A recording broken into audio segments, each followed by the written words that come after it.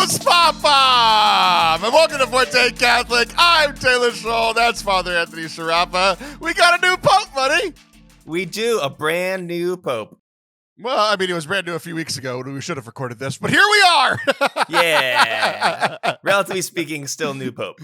Yeah, very much so. So this is the third pope in our lifetime. Oh, fourth pope in our lifetime. That's crazy. 1, 2, 3, 4. Fourth pope in our lifetime. Yeah. Yeah, that's wild. So they don't come around very often. Yeah, no, that's who knows how many more we'll get. Well, I think that depends on our longevity versus his. So That's true. It's a toss-up at this point because who knows? He's young compared to other popes. He is. He's quite young. Mm-hmm. I actually heard this thing. I never thought about it, but I think it's kind of funny that a lot of the cardinals, they like electing older popes so that if they made a mistake, it doesn't last that long. Yeah. I had never thought about that perspective. It's so funny. Mm-hmm. It's like, I trust the Holy Spirit to guide this process, but just in case it's me. Yeah, just in case I didn't listen well enough.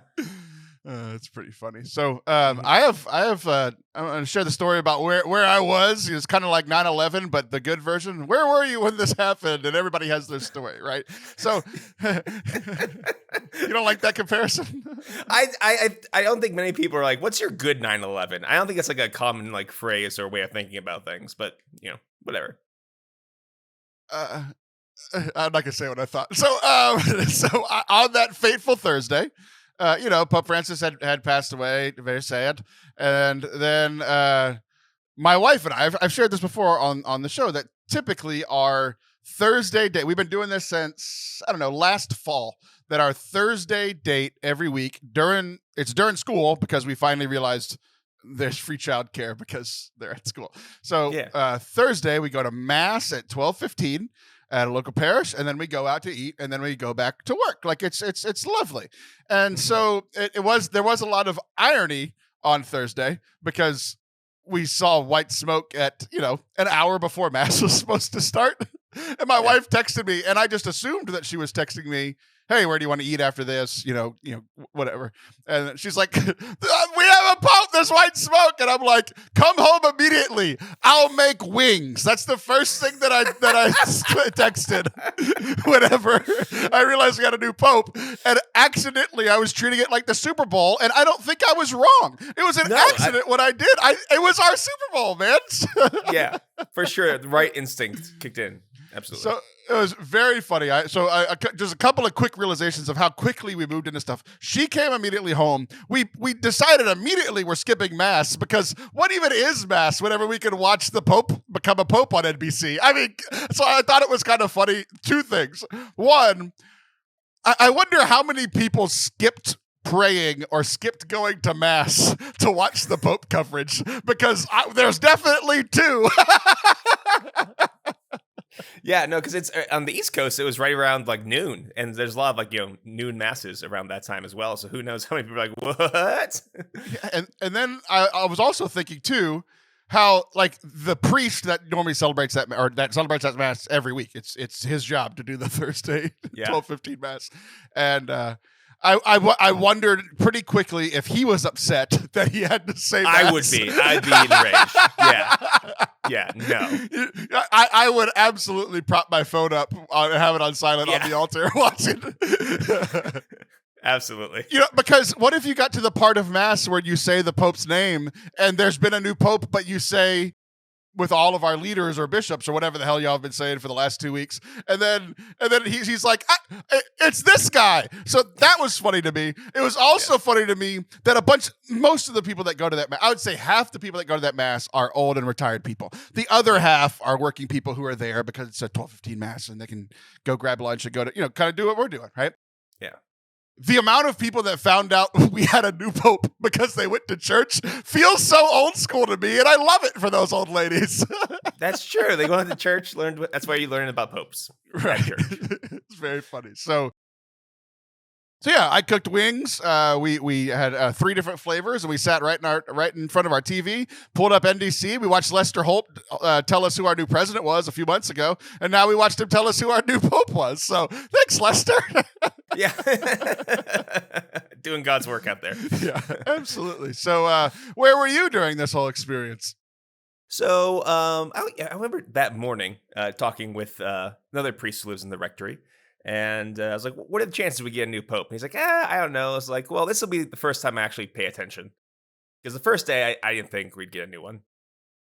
And of course, I didn't pay attention. I just went about my day. It was my birthday that day, May the 8th, right? And so I'm kind of cranky Happy all birthday. day. Thank you. I'm literally realizing in real time that my plan every year is to FaceTime you with the entire family whenever they get home. We didn't do it. And I think it's because I was so distracted by Pope coverage. I apologize. I completely forgot. The Pope definitely stole my thunder. What anyway, a jerk. Yeah, right? This guy. His first act is to step on you.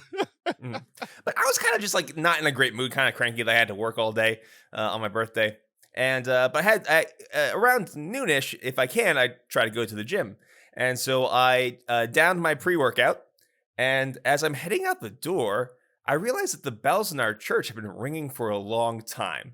Like, we got those big old-fashioned bells, and normally they ring around noon for like the Angelus bells. I'm like, but man, they're ringing a long time.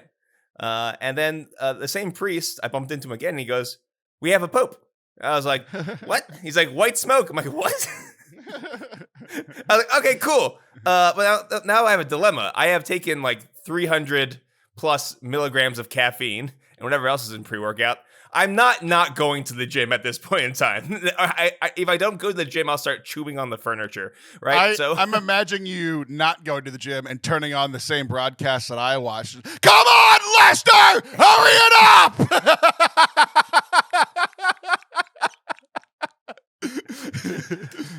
So I go to the gym anyway, and on the TV in the gym is like the Pope coverage, and nobody's paying attention, just me. I pull up EWTN on my phone. I'm just kind of waiting and watching and doing, squats and like leg extensions and stuff. And like, I've been carrying this church on my back for 2 weeks. What's another hour?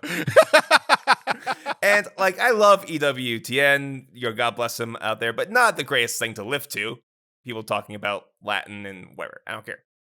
But then the guy comes out, and I was just flabbergasted. I was utterly shocked it was an American.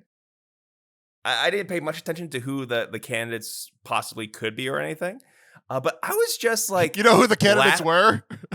I knew they were Cardinals. Not American. That was the only thing. Like, everybody's like, we don't know. It could be this guy from this part of the world, this guy. The only thing we're sure about, guys, is that it's not an American.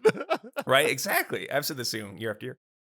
And I was just like laughing out loud in the gym like a crazy person, staring at my phone and like waving my hands up in the air. There's like 5 other people there, totally ignoring me, thinking I'm crazy. But I was just so happy. It was just like those things that like, not even that he was an American, just like seeing, that's the Pope now. Look at the Pope. He's right there. Look at his popey face. I love him. Look at him. Just look.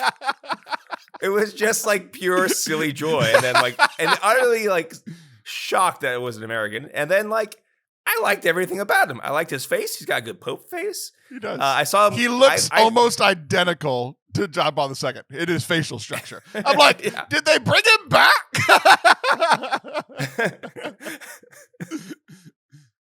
He's like the Avatar. When we needed him the most, he came back, and so I saw him like kind of get like a little teary-eyed.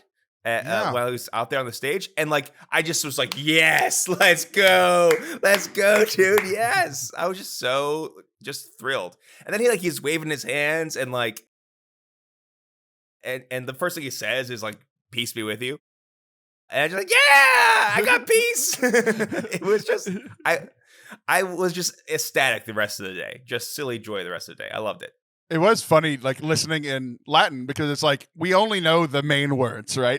Like, I was like, he has said "Pax" 30 times. I think he's a pope of peace during wartime. Good for him. Yeah, for sure. I like thinking like half of it was his heart, but all the other Cardinals were like, "Hey, don't forget to mention peace when you go out there." Dude, seeing all the other Cardinals on the sides, because I never noticed that. So it's the one that I remember was Pope Benedict. Whenever Pope Benedict, I'm sorry, when Pope Francis, after Pope Benedict had died, Pope Francis' canonization is the only one that I remember, and I just remember him doing the hello, like putting his little hand up. But I didn't remember the like zoom out and seeing the Cardinals on the other two terraces on the left and the right. It was so cool for them to be like, "Hey, look what we did!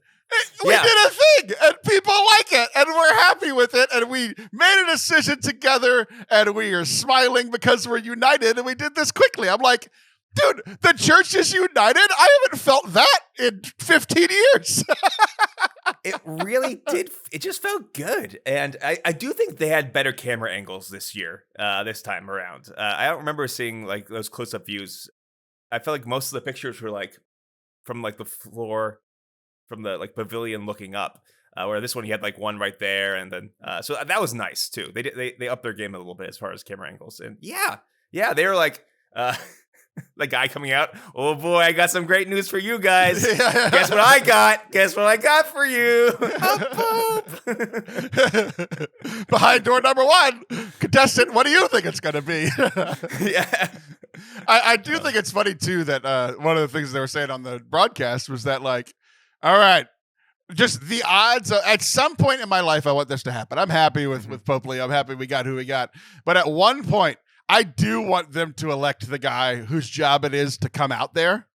Yeah, because the reveal would be before the reveal. It would be like I thought about wrestling and you quite a bit actually during this, where it's like, it's supposed to be The Rock coming out and The Rock's music plays and then he turns the corner and it's like, Hulk Hogan coming back after 20 years. It's like, hey, it's not who we thought. But like the reveal of being like, hey, it's Cardinal so-and-so. He was supposed to come back out here and do the announcement of Habemus Papam, and he's not here. He's Papam.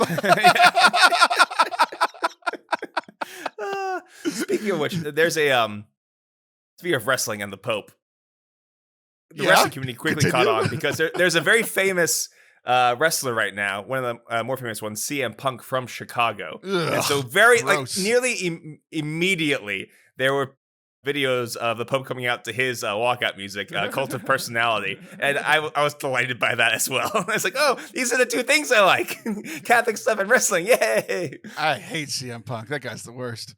Oh, I'm so glad that you have opinions about CM Punk.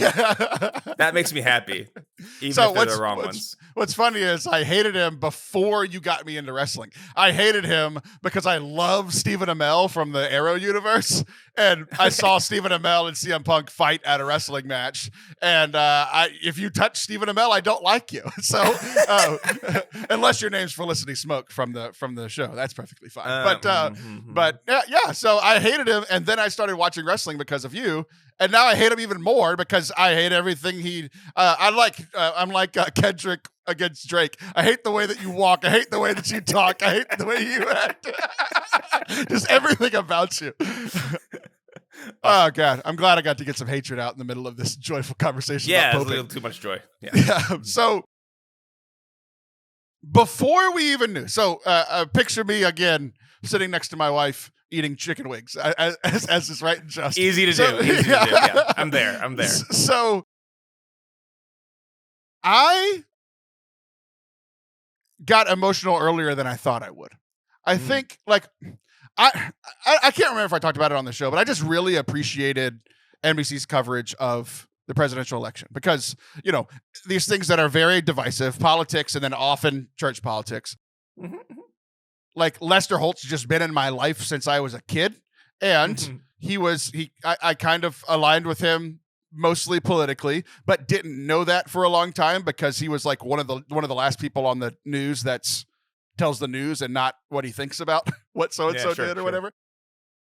And then he just didn't like our current president about 8 years ago and switched over to the other side.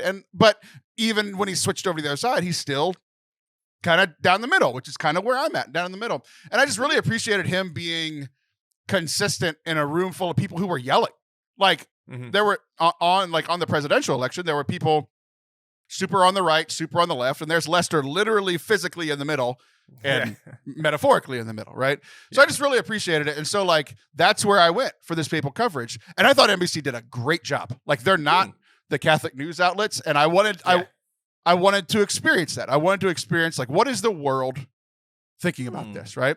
And just multiple times after, or even leading up to it, I teared up and started crying multiple times throughout this entire thing. One, the first thing was just seeing all of these people and seeing how excited everybody was, because I'm so used to being in a church divided. And I don't think I realized how much I have accepted that as the status quo until I watched hundreds of thousands of people beaming and crying and cheering. And I do this thing a lot before adoration starts. Whenever I'm leading, either if I'm emceeing an event or speaking or leading worship, a pretty typical thing for me to say is what if Jesus walked into the room right now? How would you react? Right? And we look at scripture. Some people would react by falling on their face and saying, I'm not worthy. Some people would act silly, like they're on pre-workout, and be giddy and insane because that's just how the person is or how they're feeling at the moment. Other people would prostrate themselves. You got to be really careful with that one. Other people would sing and holler. Some people would quietly pray. Some people would kneel, stand, sit. Something like that. That's how people react with Jesus. So it's not a proposition that what if Jesus walked through the door, because he's literally about to do it whenever I shut up in 60 seconds, right? So Jesus is about to process in, and I'm that's the experience of excitement that people were having for the vicar of Christ. He's not Christ, right? But he's our main representative here on earth of the Lord, right? And seeing how we got all of those things. We had people with signs going berserk like it was a wrestling thing. We had people crying. We had people just grinning ear to ear. We had literally every positive emotion you could probably have. There was nobody grunting and elbowing each other. There was nobody yelling. Even the NBC people were nice. It was just a nice moment that it was. It kind of felt like it broke through this wall that I didn't realize that I had put up of just it's just normal that Catholics hate each other. And I think that's this wall that I had built up. And I don't know if it's shattered, but it's at least I felt like the Pope just punched through the wall and opened up and was hello, here I am. And it was just really cool to see the joy in other people. And for me to then feel that joy that I haven't felt in a long time in regards to universal church. Yeah. No, I agree. I remember even watching as I was kind of watching beforehand as we're waiting to see who the Pope's going to be. In the crowd, someone started singing the Salve Regina, and then everyone joined in, and I'm singing the Salve as I'm in the gym, singing along with all these people in Rome, and just yeah. Or every once in a while, someone would be like, "Viva la Papam!" or something. They would go, "Wah!" as they're all just waiting for him. I think there's something actually beautifully apropos about that, because you're right. So of course the Pope is not Jesus. We are aware of that. Jesus was not from Chicago, but he is a reminder that Italy. Christ. Yes, Jesus was from Italy. At least his dad was, very least. It's a reminder that Christ continues to be with his church and continues to guide his church, and one of the ways he does that is through the Pope. But also the Pope is because of that is symbol of unity and the guy who's supposed to keep the church together. And so it's really beautiful that in his very first moments, even before we saw his face, he's bringing the church together.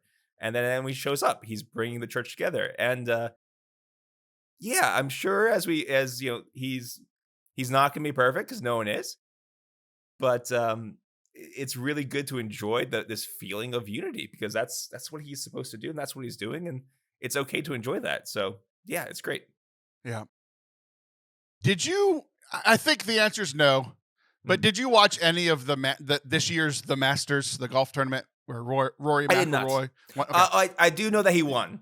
And Yeah, that was a big deal, but that's about it. It was a big deal because it was the career Grand Slam, right? So there's 4 golf majors that they consider, these major tournaments, and he had won 3 of them as of 12 years ago, and then he finally wins it, right? And it's this beautiful moment where he collapses to his knees, and it's this he goes in and out of crying and going, yeah, I'm the man, and oh my gosh, I can't believe it, and all this kind of stuff, right? And I realized after why something that heightened the moment that I didn't realize was happening during it. The broadcast let me feel my feelings. So broadcast, like, especially in golf, like they're constantly talking. They're constantly talking like this because they can't hear you. It's the funniest thing in the world because they're 800 yards away and they're like, all right, here's the putt. And he misses it. He just lost $8 million. That sucks for him. Like they're very, very quiet, right? Yeah. But I forget the exact wording because it's been a few months now. But essentially, it's just like, and he sinks it. Rory hits the putt, and then he falls down. And he has this terrible thing. He's going around and hugging all the other players. He's hugging all of his coaches. He's hugging his wife and kid and all these. And like literally, he's like being welcomed into the kingdom, right? Like it's like I kept thinking about being welcomed into heaven, right? But he's welcomed into golf royalty. Like it's their Hall of Fame, right? Like these getting the gold jacket, but also like I think he is the fifth. I could be wrong. I think he's the fifth person ever to complete this career Grand Slam. And they let this entire moment happen, and then 7.5 minutes later, the announcer starts talking again, and I didn't even realize until that moment that he hadn't said anything. He hadn't said anything. And it's just like, I got to feel all of my feelings. I got to like transport myself into Rory and be like, man, this is awesome. Like one of my the easiest way for me to cry is to see people achieving their dreams, especially if it's been difficult to get there. And I'm crying. I'm not a huge golf fan and I'm weeping, just like I'm weeping during these stupid wrestling events you have me watching that I didn't care about until, but like seeing people achieve their dreams, it gets me, so sporting events, American Idol, The Voice, all these kind of things, always a tearjerker, right? But they let the moment be the moment. And that's exactly what NBC did with the Pope. It's like they came out, it was quiet the whole time. Once he started talking, they had to quickly scramble to get translators because he kept switching languages. That was pretty funny. But like, unless he was talking with a translator, it was quiet, and they were they're showing people again, like I almost said fans, but they're showing Catholics how to think, like just absolutely enjoying it. And like my wife and I couldn't talk to each other because we were both crying. We're like, like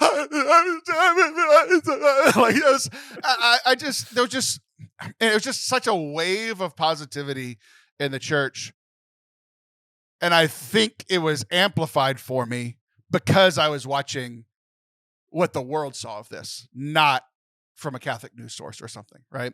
Mm-hmm. I was watching it through, like NBC said a few things where I was like, I don't think that's right. I don't think that's but getting to hear and how positive they were about it and how much honor and reverence and dignity that they were giving this big event. Mm-hmm. It was because it kind of started breaking through that other wall, right? There's this wall that I have definitely built up or has been built up in me, whatever, of Catholics just don't like each other and that's just the way it is. And then there's also just like, well, the world definitely hates us because, I don't know, watch the news or any comedy special ever, right? Yeah. And just seeing them be positive about us for a while, it was just so refreshing. And it was kind of like hitting, it's like if something's not working, turn it off and turn it back on again. I kind of feel like that's what God did with the popes for me spiritually. He turned one off, he turned another one on, and now there's a reset and I'm happy again. I don't understand. Yeah. That's, the way that Pope Leo talked about it, which is not turning on and turning off again. But he said it's like an experience of the Paschal mystery. Like there is a sadness in the morning when the Pope dies. There is that waiting period between popes, like a Holy Saturday, and then there is this revelation of a resurrection. It's a kind of little experience of that. Because it was one. Also, I did not like not having a Pope. That was the most annoying thing ever. Did not like that at all. I didn't have a pope or a bishop. I was like, I can do whatever I want. There's no rules.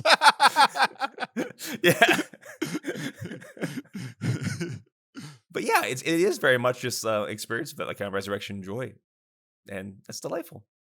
It really was. So I was definitely tripped up whenever they were announcing who it was because I definitely heard Francescum or whatever. Yeah, exactly. Me too. I was like, wait, what? Hey, it's Francis II after they called the other one Francis I incorrectly a few years ago. But it was very funny. It was like, I thought it was a funny deke by the Lord to be like, you thought?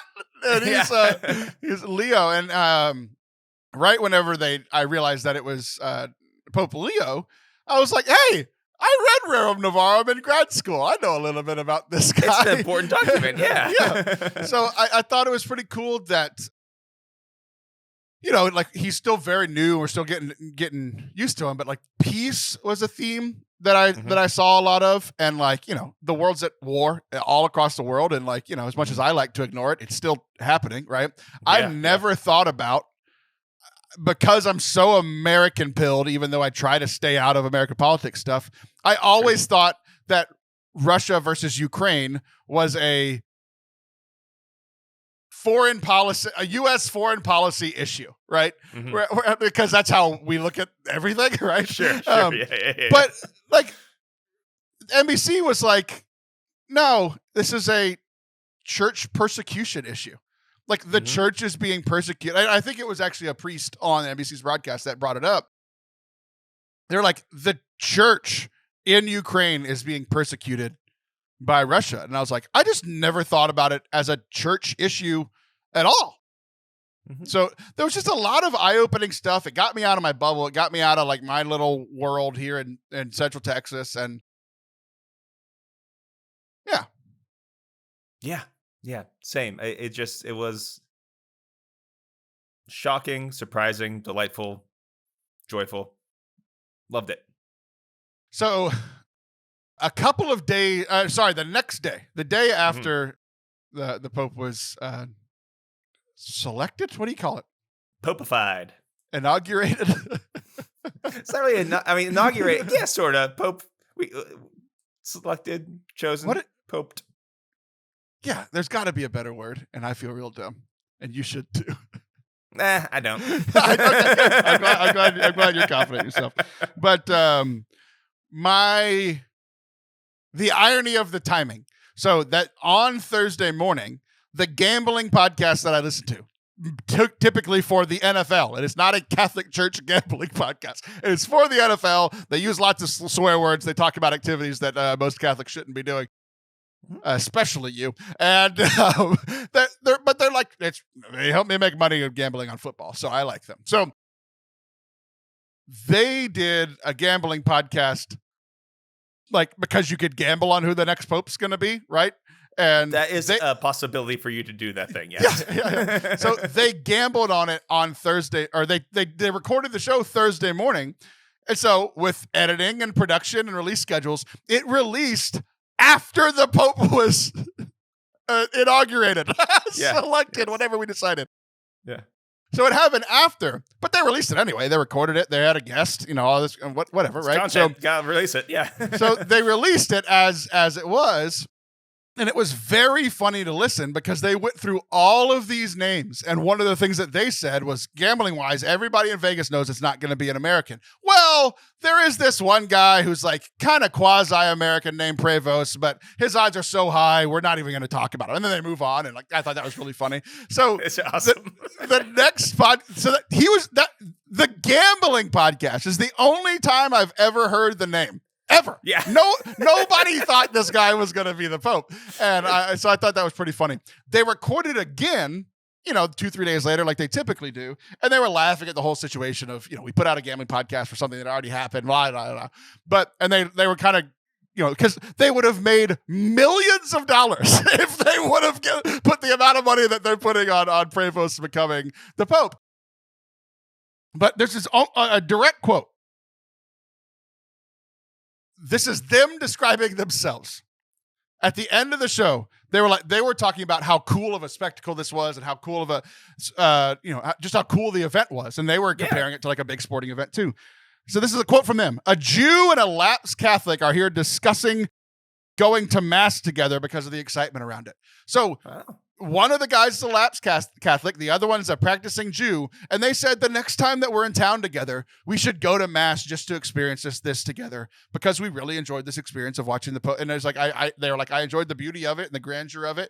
And I want to check this out. The Jew, for the first time in a while, the lapsed Catholic said, I might burst into flames whenever I walk in, but we can try. And I was like, there was just this genuine intrigue about the Catholic Church from these two people who couldn't care any less. And I'm just it's just cool to see the church doing good things in the world. And I don't know if that's just not been as much the case, or if it's just been my grumpiness that's made it seem like that's not the case. But I think overall, the church is doing a lot more good than bad, but I'm just stuck in the mire of the bad too often.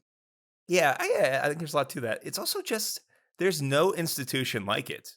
And I think in a world where things are increasingly focused either on technology or whatever else, something about like you've got like billions of people looking at a chimney. Why are they looking at this chimney?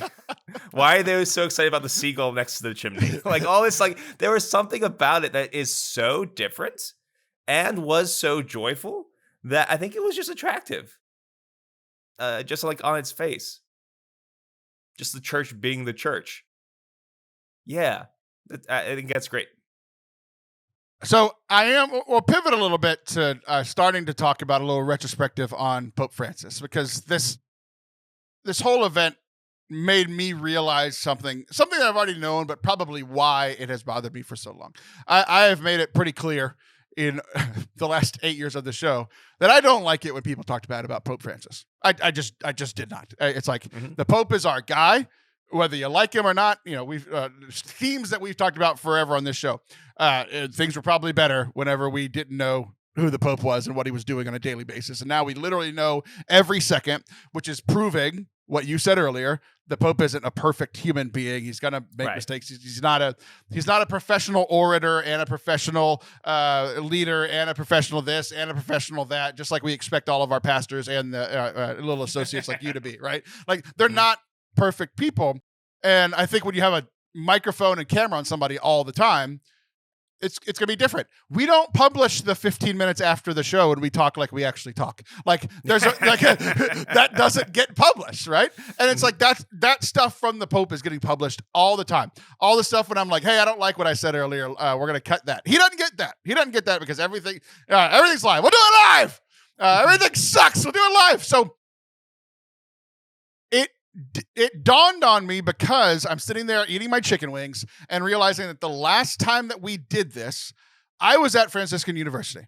I was in my my first and only year of grad school because my wife was pregnant, and we were watching this with some of the grad school friends, and we all got together when Pope Benedict left in the helicopter, and then a few weeks later, whenever Pope Francis was elected. That's the word. I think that's the word. So immediately after this happened, I start my professional ministry. I'd already been leading worship and stuff for a few years, so I guess technically then, but like full time working for a church, the stuff that I've been doing ever since. Literally, we had Pope Francis months before I started working at a parish in full-time youth ministry. My entire professional ministry, this entire podcast, this entire organization has had one pope until a couple weeks ago, right?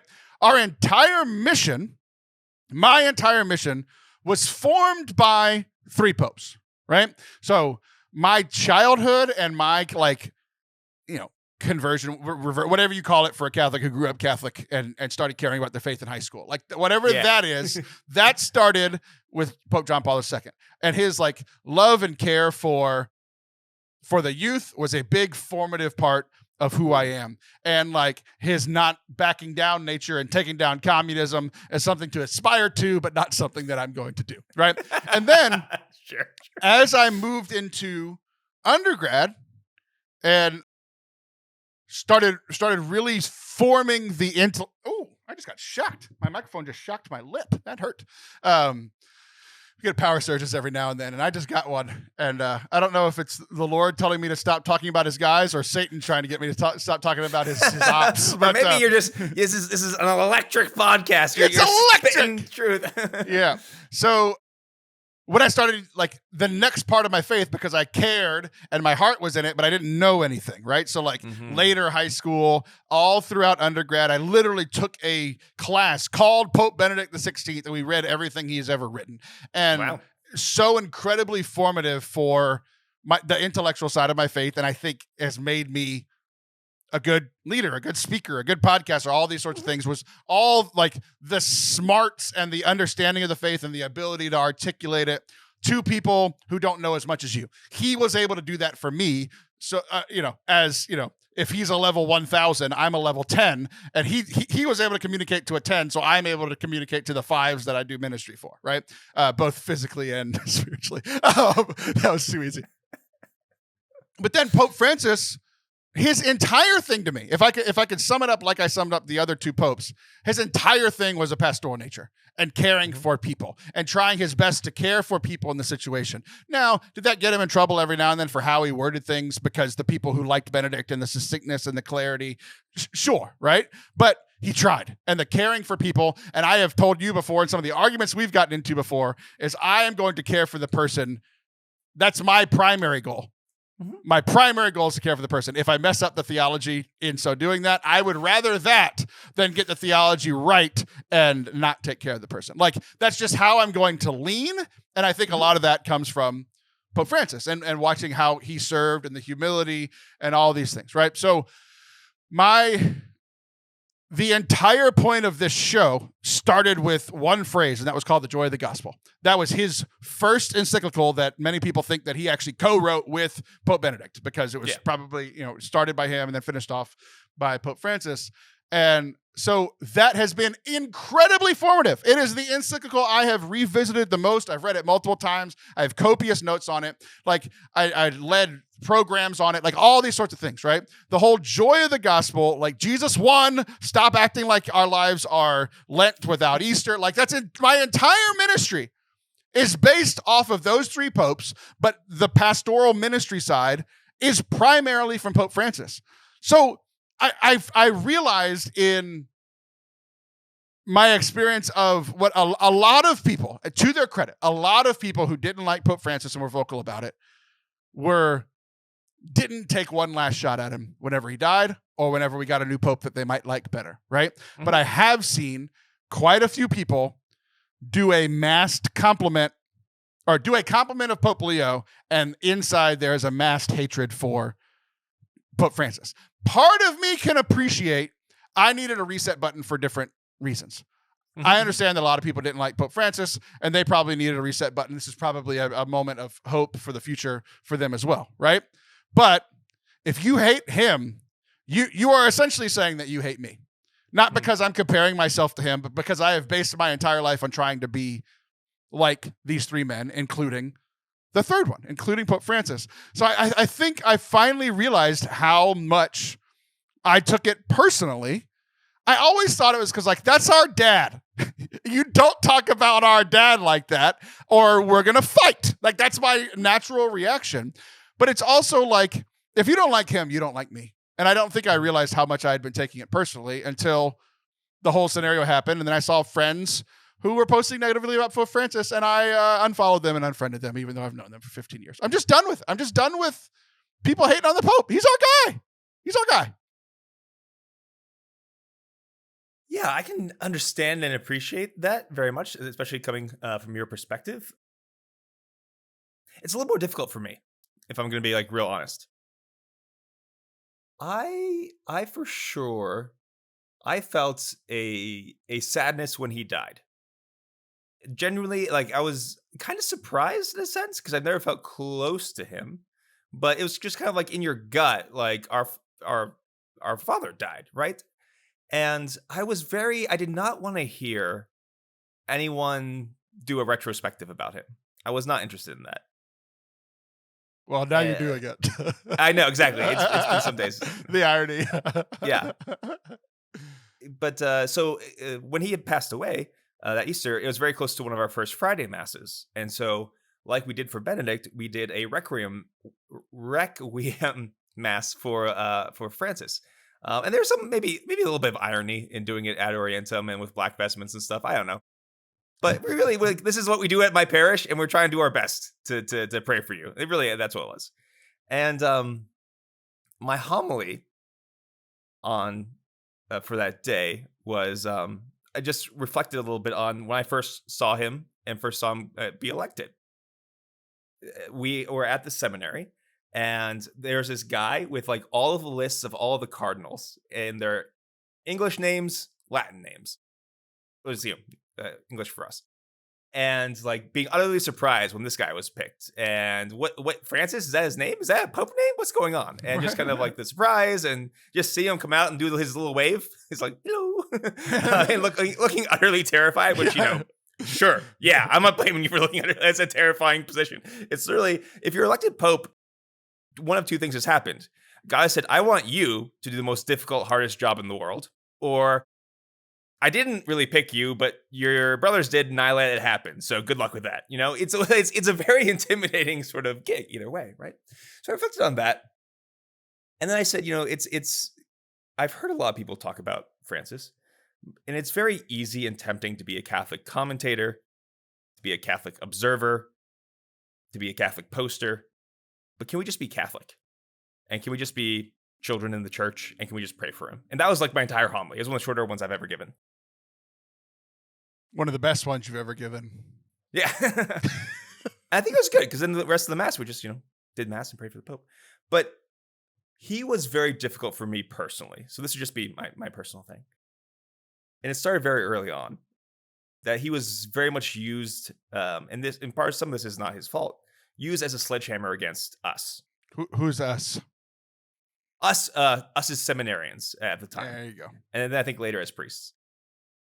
Where the comment he said, and it's you have to watch out for seminarians basically because they can become little monsters. And you know what? I agree. That's a thing that can happen. I was about to say he was right. Yeah, I've seen them. I've been them. Sure. Yeah, not wrong. But like hearing like your formators like rejoice over and over again, repeating that line is disheartening. Right. Not encouraging. And I very rarely felt encouraged by the Pope. And I felt like, and I like never ever say anything negative about him. This is just my personal like reflections. Like I felt like I had to constantly work for him. Constantly had to, almost like it was your job or something. Yeah, but it was. When you have a boss that makes your job harder. There's bosses that make your job harder and bosses that support you in your job. Right. He felt like a boss that made my job harder a lot of the time. Mm-hmm. And I didn't disagree with like synodality, sounds great. A lot of his like theological projects, yeah, sure, great. His care for the poor, absolutely. But there's a kind of personality in the church, and like this might be me projecting from my other experience with other guys. It's painful for me, difficult for me, because there's a kind of type of cleric in the church that is nice to everyone except his brothers, who is nice to everyone except the people. I had this in seminary a lot. They always talk about how great the people of God were, and they were always terrible to the seminarians. And I remember, this is not me trying to be something. I remember in the middle of his papacy, or maybe near the end, picking up John Paul II wrote all these letters Holy Thursday to his brother priests. I remember like flipping through it and reading some of the stuff and being like, man, I wish I had that. I wish I had a Holy Father that felt like he had my back. So it's tough for me because I see how much good he did. And in a lot of ways, his humility, his care for the poor, his love for people, in a lot of ways, his humanity could be refreshing. But it was just a difficult papacy for me. It really was. Yeah. And that's just me personally. And like some of that is from my own stuff. It's from my own stuff. It may be some projection on that stuff. And this is the most I've ever talked about my feelings about the Pope, because I never see that as my job. I see my job as to teach the faith, to help people, to always give the benefit of the doubt. And I did that for 12 years. Mm-hmm. And that's fine. That's what a Catholic priest should do. A Catholic priest should not be like giving his 2 cents on everything the Pope says, because that's not what this whole respect and obedience is about. And I would get very angry when other people like attacked him personally, or misread him, or did not give him the benefit of the doubt. But I'll just say for me, it was a difficult thing. So it's tough because I know that people are complicated. There's many sides to them. It's an impossible job to do. I continue to pray for him, but it's been a lot of mixed feelings for me. So that's as honest as I've been publicly about my feelings. And it's probably about You know. Yeah. And I think so two kind of responses to what you said. One, knowing you, I could be projecting onto your projections, but I would imagine that a third of it is a third of your issues with him were probably your fault. A third of them were probably sure. A third of them were probably his fault, and a third of them were probably the part where you said other people using things that he said or did to twist in a way that wasn't him. So that's it's not a perfect third, but it's probably those three components within the picture, right? Sure, the other thing, I had a conversation with about a similar thing with my wife after Pope Francis died and then after Pope Leo was elected. Is we're going to do a little experiment with you. So if you looked at your priesthood, either from your perspective or what you assume the perspective is from outside people, whether it's your parishioners or people who have listened to you on this podcast or clerically speaking, what do you think are like the three primary focuses of your priesthood? So for what I mean is like this Pope came out and said peace 38 times in the first 3 minutes. And, like I kind of went through with Pope Benedict, Pope Francis, and Pope John Paul II, and I could pick like one or two primary highlights of their ministry. What do you think are like the three things that you do the best within yourself? Oh, okay. So I'm not sure if I'm going to answer this the right way. The three things I do best, or like the three things that have defined your priesthood, specifically Father Anthony Sciarappa's priesthood. What are the three things that you think have defined that you do well, that you really care about, that you really focus on? Like, your ministry is defined by lots of things, but these are the three highlights that either yourself or like me could say, hey, he's really about these three things. Yeah, as far as ministry things that I do, I would say preaching. I would say counseling. I guess suffering with has kind of been the things that I probably can. It's weird to say, but most proud of, and most grateful that God's given me the gifts for. Yeah, sure, those things. Yeah, and I would have said your first and third. I wouldn't have said counseling just because I haven't experienced it.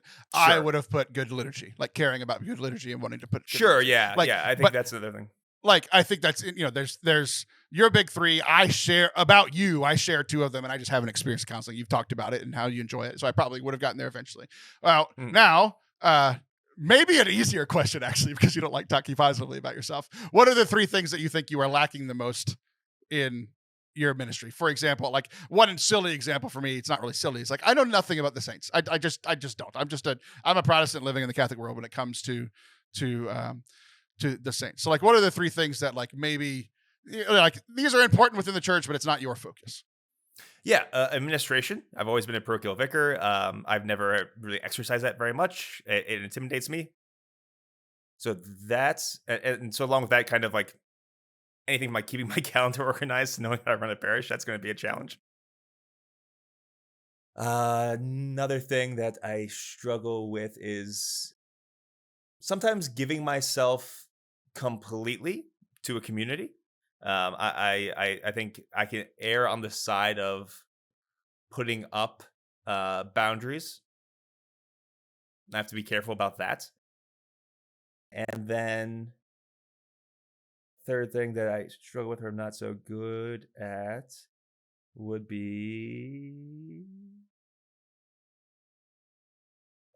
I'm not sure if this is, I'm very bad at hiding how I feel, and sometimes that's an important thing to do as a priest. No, you just proved that you've been holding your tongue for 12 years. yeah, but I haven't been holding my face the entire time. Sometimes I feel like people like, I'm not angry at you, I'm just angry in general, or like I just feel, I don't know, it's something I'm self-conscious about. Yeah, that's fine. Okay. I think this is going to prove my point pretty easily, right? Okay. People who love you and love your priesthood probably care about a lot of the same things that you care about. The first thing that brought me towards you is your preaching and how you spoke, how you talked, right? Whether it was from the public or just on social media. And then once we actually started to get to know each other, that's what attracted me to you, right?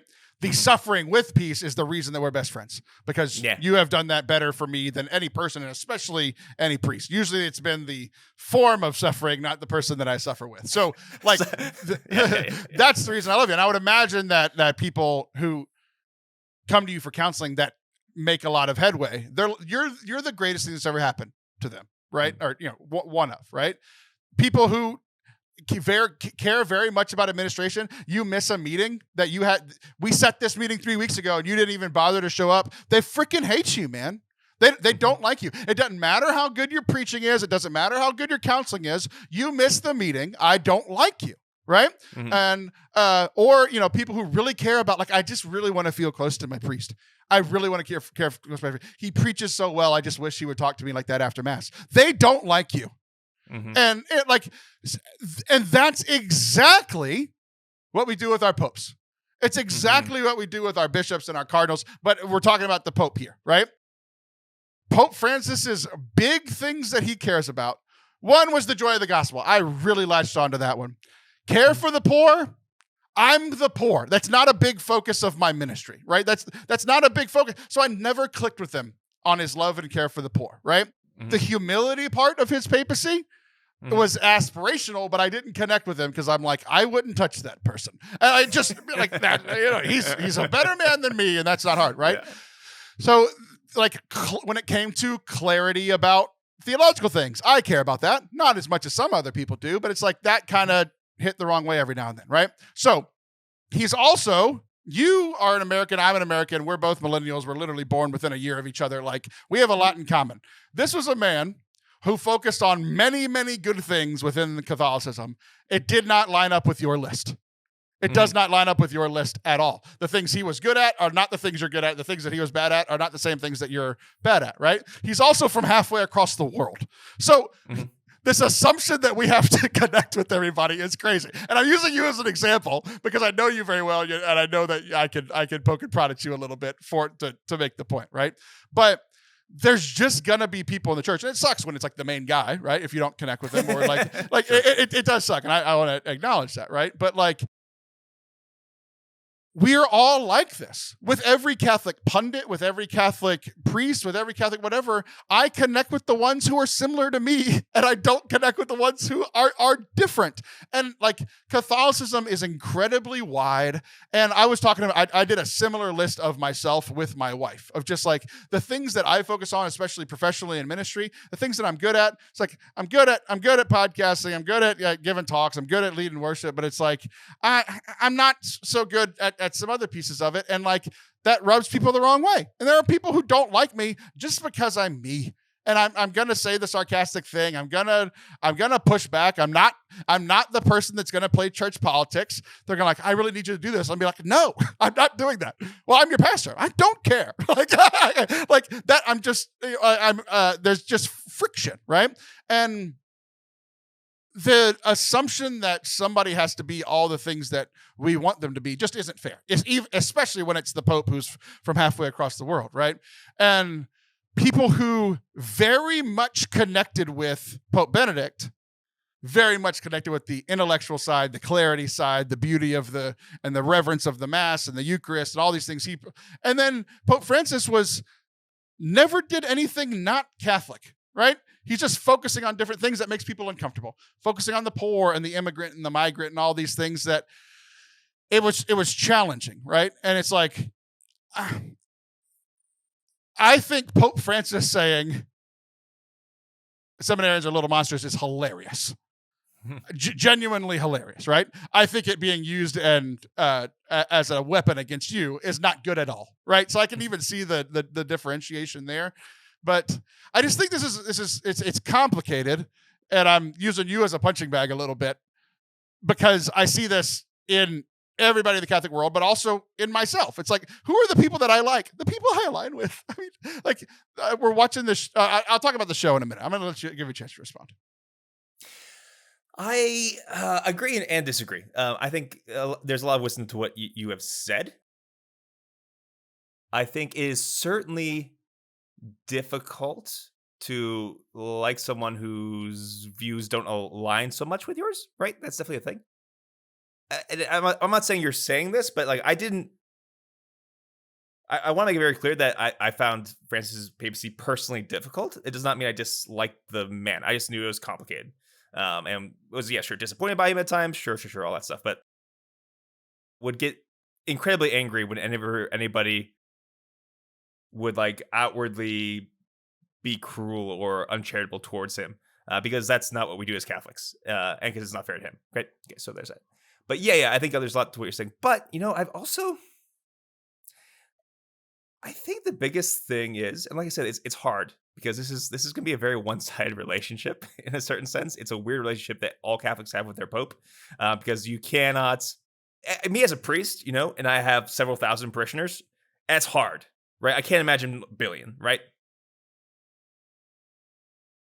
But at the same time, some of my closest priest friends are people who do not align with me theologically, by temperament, anything like that.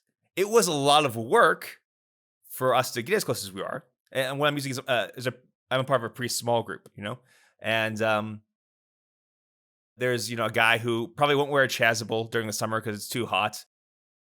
My man. Yeah.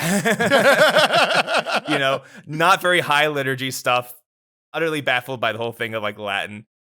Definitely more focused on like the poor than this suburban, rich kid.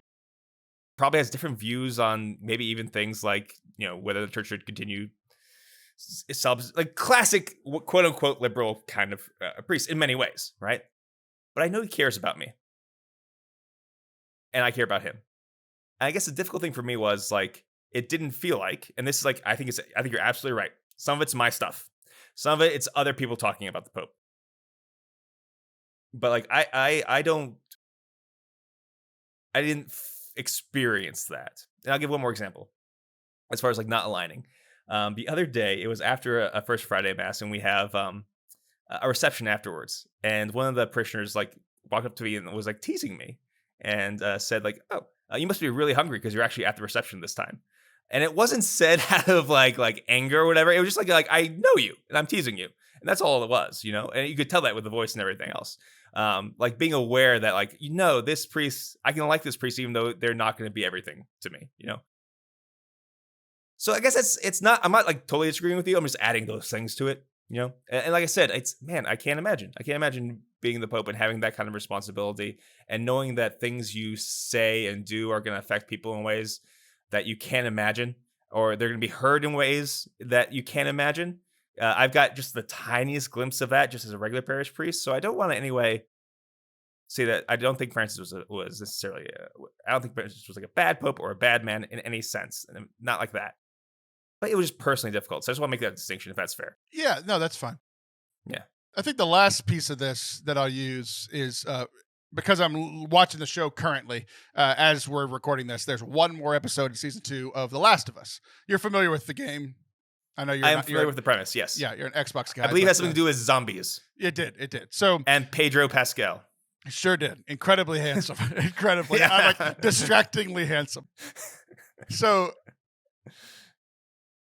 this game has made me confront a lot of moral issues. And actually, you and I's conversation every year where we do a ridiculous moral premise that's become our summer tradition, and we did zombies, a lot of that came from The Last of Us and like a decision he has to make.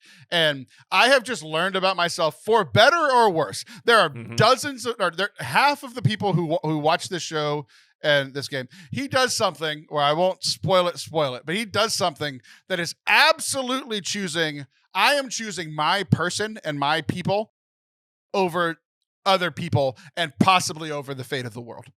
I am choosing my person no matter what. We hashed this out in last summer's podcast. I'm not going to go through it. But the second season and the second game is a lot of what happens when it becomes us versus the other us, right? So the main character kills a bunch of people to protect us. And then the other group of people, you flip to their perspective. And now they are us and our main characters are them, right? And you're playing and experiencing as this other group of people. And you're like, absolutely what that guy, the main character, absolutely what he did was wrong. Morally wrong, morally disgusting. But you know what? When I was that guy, 1,000 times out of 1,000, I am doing what he did. 1,000 times out of 1,000, I am making the choice he did. Now, am I skilled enough to take out 18 people with a gun? Probably not, but I would try. So 500 out of 1,000 times I would be successful. 1,000 out of 1,000 times I am choosing us, meaning my daughter, my wife, you. I am choosing us over the other every single time. And then when I flip to the other us in the game and in the show, I'm like, yeah, he was wrong. And it's this weird perspective thing where I'm just like, I am going to accept and love when it's an us, right? Just like you're doing with this priest in your small group that's probably just Pope Francis again on the local level, right? Absolutely. When he's an us, you love him. And when he's not an us, when he's other, right? And I think a lot of people that I'm mad at are Pope Francis is always an other. He's not one of us, right? I think you're probably teeter-tottering on the fence, not because you haven't made a decision, but because every time something happened, you would go either way, right? Like, so maybe not a teeter-totter, but a seesaw, and you're in the middle. But I think so often, I think that's what's rubbing me the wrong way. I didn't bring this up because of you. I didn't even know you felt the way that you did whenever we started. Yeah, but, I know. Like, hearing you talk, I'm like, oh, this is going to be a very interesting conversation. Yeah. But like the people who have been outwardly hateful is who I'm talking about. I'm not yelling at you, right? I'm actually proud of you because you're what I want everyone else to do, right? So it's when we Pope Francis, Pope Leo, if you say the word Pope in a name, he is us. That is our guy. That is God's guy. So if you're treating him as an us, and the same thing that we did 15 minutes ago of like, there are things that he's focusing on. There's things that our parish, like St. Vincent de Paul, great ministry, awesome. I'm never going to help. It's just not where my heart is, right? Yeah. That's where other people can do. I have found my part in the body of Christ. I can lead foundations courses. I can give apologetics talks. I can help with the youth group. I can give RCIA talks. That's where my gifts are used. I'm not going to help deliver turkeys to poor people. Like, that's just not who I am. And I know that. They're like, hey, you want to come evangelize on Easter Saturday, knock on doors and tell people about Jesus? No, that's not what I want to do. I want y'all to do it and bring it to me, and I'll teach them about Catholicism. Oh, but you're not a good evangelist. Okay, you go do it. I'm doing enough, right? And I think that's just, there's only so much time in the day and only so many things that I can focus on. You can focus on, Pope Francis can focus on, Pope Leo can focus on. But as long as he's an us, and I really care about the three things that you're not very good at, and I don't really care about the three things that you're good at, if we're an us, I can still care about you, right? You and I happen to be aligned, but like me with Pope Francis, it's like we're not aligned on everything. But I saw him as an us. I saw him as an us. And so anytime something would happen and people would be up in flames, I'm like, I don't know, man. He's our 80-year-old dad. That's the other part of this that nobody wants to talk about. He's 85 years old. He's not going to be articulate. Have you ever been around an 85-year-old? So I don't know. I think it's just the us part. Like, he's our guy. No matter what he does, he's our guy. I really like that. And I think we need to extend that to like, we should be better to each other. I agree. We are, as a Catholic Church, we are a family. And sometimes it's hard to love family, you know? And but that's what we're supposed to do. And I absolutely, I agree. The Pope, whoever the Pope is, under ordinary circumstances, we're not talking about like a Pope Alexander who had like orgies in his palace, those that's my exceptions. Guy. That's my guy. That's my dude. Like, hey, it's wrong, but I can't. No, It's just like Last of Us. Look, it's probably not the right decision, but I'm not saying I would. 500 times out of 1,000, I'm not. No, that's terrible. Anyway, good point, Taylor. Is what I'm trying to say. It's important to remember that this is us. Yeah, this is us. That's a different TV show. Yeah. Wait, Last of Us. This is us. Who's this? Who's us? Okay. Anyway, I wrote lots of notes. I got through all of them. My final note on my phone to finish this conversation: I am hopeful. I am happy. That is the two things I am taking away from having a new pope. This whole experience with everything that we've said. I am hopeful. I am happy. I'm gonna just echo that absolutely, and just everything I've seen from Leo. I love saying his name. Love praying for him. Love his popey face. Love his first homily. just so far, so great. So definitely hopeful, happy. All right. I got to say it to start the show. You say it to close it. Habemus Papam! I'm Taylor Schroll. I'll be back next week. That's Father Anthony. He'll be back in a month. See ya!